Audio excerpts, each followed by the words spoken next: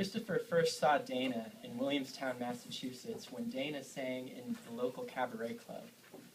Now, maybe it wasn't quite love at first sight, but she certainly caught his eye, and the two quickly began to date. 4 years later, they married, and soon after, Dana gave birth to their beloved son, William.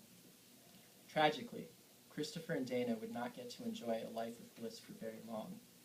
In an equestrian competition, Christopher was thrown off of his horse and crashed headfirst, shattering his first and second vertebrae, paralyzing him from the neck down.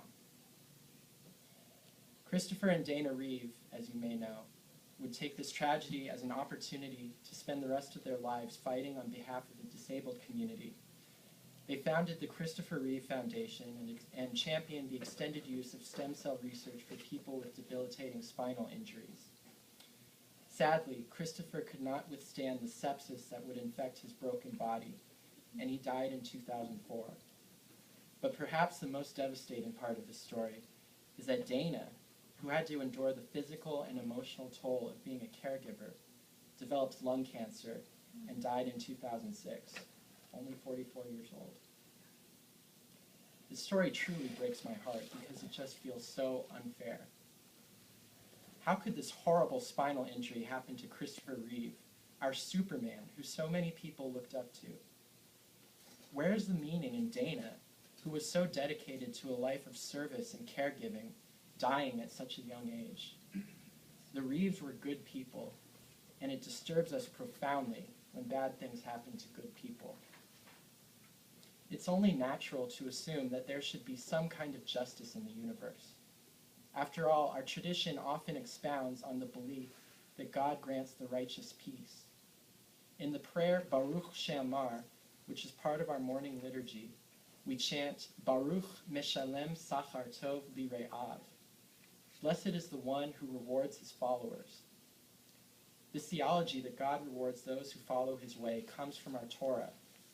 In Deuteronomy, Moses often expounds on Israel repeatedly that reward and punishment, life and death stand before them, and that they must choose to live a righteous life and walk humbly with God in order to live a life of peace. This tells us that we always have the existential choice to make: live a moral life and receive blessing, or live an immoral life and receive curses. This theology is also deeply ingrained in our secular lives. My parents taught me throughout my childhood that to ensure myself a good job and a comfortable lifestyle, all I had to do was work hard and do my best.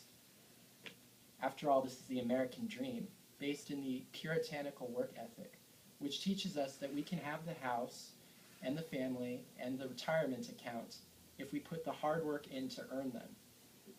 Just like Deuteronomy, our culture often tells us that we are masters of our destiny, able to choose between success and failure.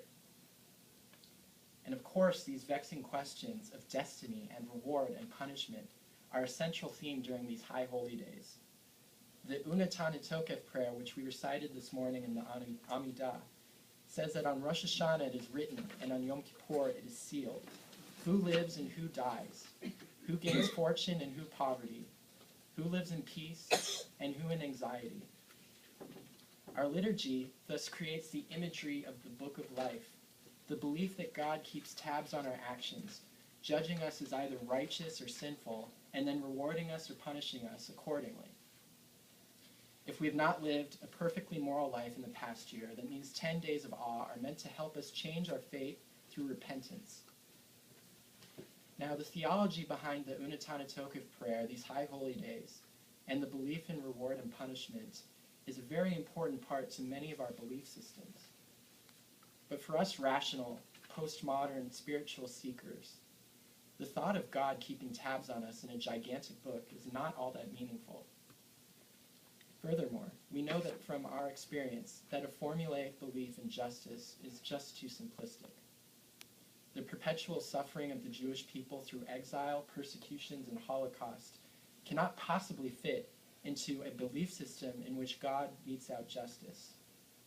Even the American dream cannot hold up muster, given the number of hardworking people cheated out of jobs and financial security because a few bankers engaged in reckless speculation. And how can we possibly explain the story of Christopher and Dana Reeve if we believe in divine justice? We have to be honest with ourselves. We don't live in a world where people always get what they deserve. This rather bleak reality can also be found in our tradition. The strongest challenge to the notion of God's justice comes in the book of Job, which demonstrates that bad things can indeed happen to a very good person through no fault of his own. Job is an upright man, but despite this, Job's children die in a tragic plague. His livelihood is destroyed, and he develops painful sores all over his body. Job cries out at what he perceives to be God's injustice, speaking some of the most agonizing poetry in the Bible. Why did I not perish at birth and die as I came out of the womb? Why is light given to those in misery and life to the bitter of soul, to those who long for death that doesn't come? He at once despairs of the human condition, which he sees as filled with arbitrariness, and demands that God justify his suffering. Now, God ultimately does affirm that Job did not deserve his plight, but he doesn't show him any compassion. In fact, he rebukes Job, asking him, "Who is it that obscures my plans with words without knowledge? Where were you when I laid the earth's foundations?" In other words, Job has absolutely no standing to question the justice of God, because Job does not have God's all-knowing perspective. And by extension, God also rebukes us, telling us that our finite perspectives absolutely prevent us from claiming to know anything about who deserves reward or punishment. Job might have been right, but it doesn't matter. The suffering of the just will not provoke God to action. We have to accept a universe that can seem random and uncaring. Perhaps the reason why I find the book of Job so compelling is that this God, this grandiose but heartbreakingly aloof God, is the God that so many of us know. As I hear about the horrible violence against innocent people like Oscar Grant or the children of Sandy Hook Elementary, or think of my wonderful friends who have to navigate the hells of depression, I sometimes can't help but think that there's no justice in the universe. However, these prayers that we say during the High Holy Days still move me to tears. These words that affirm that repentance leads to a better life still have meaning for me, and I suspect for many of you as well. So how can we understand these sacred words and these sacred days in a meaningful way? How do we understand God's love in the face of the suffering of the righteous? And what could our tradition possibly say to the children of Christopher and Dana Reeve? It's true that terrible things happen to good people for absolutely no reason at all. Behaving morally cannot protect us from natural disaster or disease, and it often seems that the wicked prosper through dishonest means. However, I deeply believe that in conducting our lives in an honest and compassionate manner, that very real rewards will be bestowed on us. One of my favorite Hasidic tales illustrates this belief. This story tells us of a rich man named Yosele, who has a terrible reputation for being a complete miser. In fact, he would regularly demean and verbally abuse the beggars on the street who would ask him for charity. His reputation was so terrible that he alienated everyone he knew and ultimately died with no friends and no one to mourn for him. However, after his death, every single poor person in town came to the rabbi because the anonymous source of weekly charity that would sustain them through the week and keep them off the streets had suddenly vanished. As you may have guessed, our rich miser was actually supporting every single poor person in town. His stinginess, only a facade, meant to protect the anonymity of his donations. In the story, we see that Yosele did not worry about the material or personal reward for his holy actions. Despite keeping many beggars off the street through his anonymous donations, Yosele did not receive the benefit of friends or family or a reputation of generosity. None of that mattered to him. The joy of giving tzedakah, of doing just a little bit to repair our broken universe, was more important to Yosele than receiving any kind of earthly benefit. This story teaches us that performing acts of loving kindness has implicit value, a spiritual reward, even if it doesn't grant us a material reward. Why does this matter, though? Why should we live morally if we can lie and cheat our way to success? Are spiritual rewards actually important if they can do nothing to protect our health and our lives? Yes, they absolutely are. To explain why this is the case, my teacher, Rabbi Shelley Donnell, presented the idea of the mirror test. The question he presented was this: when we look in the mirror, is the person that we see looking back at us the father, the son, the brother, the friend, or the lover that we would want for ourselves? If we can answer yes, if we see someone who is open-hearted and who tries his very best to do the right thing, then we will have the spiritual attributes that we need to withstand suffering without despair. I truly believe that when we are the best people we can be, our lives will be filled with blessings. We will have the inner peace and resoluteness in our character to withstand hardship. We will have the friends, the mentors, the family that we need to support us.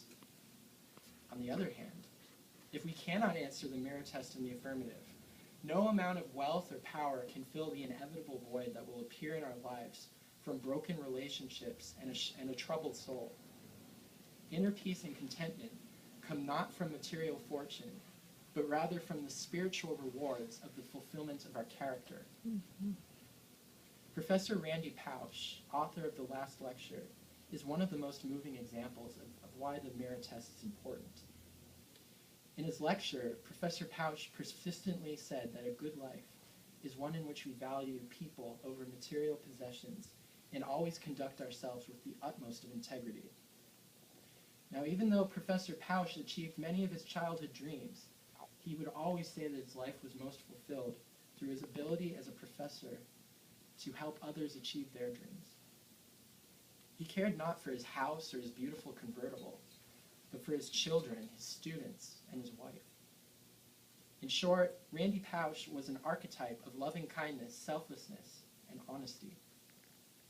It should be noted that as Professor Pausch gave this moving lecture, he had been diagnosed with terminal stage pancreatic cancer and would die only a few months later, leaving behind 3 small children. He was not Pollyannish about his situation. He knew that life had dealt him a crappy hand. Despite the injustice of his circumstance, he never gave up his fundamental belief that living a good life is the only way to achieve a profound inner happiness that is neither shallow nor fleeting. Now still, we have to answer the question of how we can understand our high holy days and the Unatana Tokef prayer, which say that material prosperity and indeed our very lives are tied to our good behavior. Can we really believe this when we think about Randy Pausch or the Reeves? Perhaps not. However, a literal translation of the Hebrew in the climactic line of Unatana Tokef helps us find a more realistic belief about reward and punishment. Traditionally, it is translated as, repentance, prayer, and charity can prevent an evil fate from happening to us. A direct translation of the Hebrew, however, reads closer to, repentance, prayer, and charity can help us pass through the pain of our fate. Mm-hmm. Our destiny still stands. We should not fool ourselves into thinking that we can always control our fate. Many of the evils that befall us are simply unavoidable. A bad diagnosis, a car crash. However, we can always control the way that we react to them. So in many ways, we do have the choice between life and death. When we face hardship, we can despair of life like Job, wishing that we had never been born. Or we can be like Randy Pausch, always choosing life. For in choosing life, we will find that the joy of living a life connected to each other, connected to the totality of existence, and connected to the best within ourselves, is a joy that can transcend pain, disease, suffering, and despair. Baruch Mishalem Sachar Tov Lirei'av. Blessed is the one who rewards his followers. These words are not just the meaningless niceties that the rabbis inserted into our prayer. If we allow them, these words can be the reality that we live by. For we know that even in the midst of ultimate suffering, it's good to be alive. Amen.